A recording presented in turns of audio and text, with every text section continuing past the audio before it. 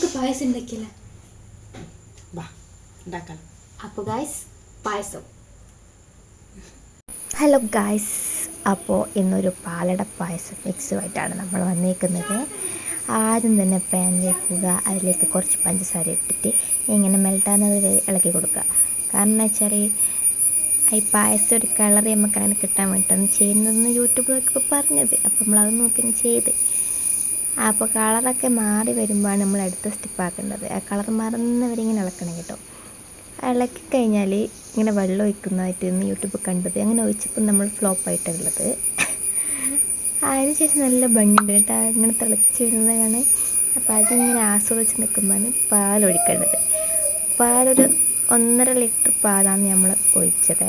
അപ്പോൾ 3 pack cover പാല് വാങ്ങി അത് 3 അതിലേക്കാണ് കമഴ്ത്തി. ഓണാവുന്നതിന് മുന്നേ നമ്മളൊന്ന് പായസം വെച്ച് പരീക്ഷിക്കാമെന്ന് വെച്ചിട്ടാണ് പായസം ഉണ്ടാക്കാൻ നിന്നത്. എല്ലാം പഠിച്ചിരിക്കണമല്ലോ. അങ്ങനെ പാലെല്ലാം പൊട്ടിച്ചൊഴിച്ചിട്ട് അതിങ്ങനെ പതക്കുന്നത് വരെ നമ്മൾ വെയിറ്റ് ചെയ്തിരിക്കണം. കാരണം പാല് തിളച്ചാൽ മാത്രമേ നമുക്ക് അടുത്ത സ്റ്റെപ്പിലേക്ക് നീങ്ങാൻ പറ്റുള്ളൂ. അതിനിടയ്ക്ക് നമ്മൾ പാക്കൊക്കെ പൊട്ടിച്ച് അതിൽ എന്തൊക്കെ ഉണ്ടെന്നൊക്കെ അങ്ങനെ നിരീക്ഷിച്ചങ്ങനെ നിന്നിട്ടാണ്.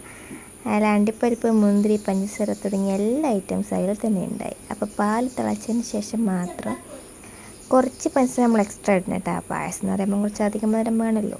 അതുകൊണ്ട് നമ്മൾ കുറച്ചധികം എക്സ്ട്രാ പായസം ഇട്ട് ആ മിക്സും അതിലേക്ക് തട്ടി നന്നായി വീഴുന്നത് വരെ വെയിറ്റ് ചെയ്തുകൊണ്ടേയിരുന്നു.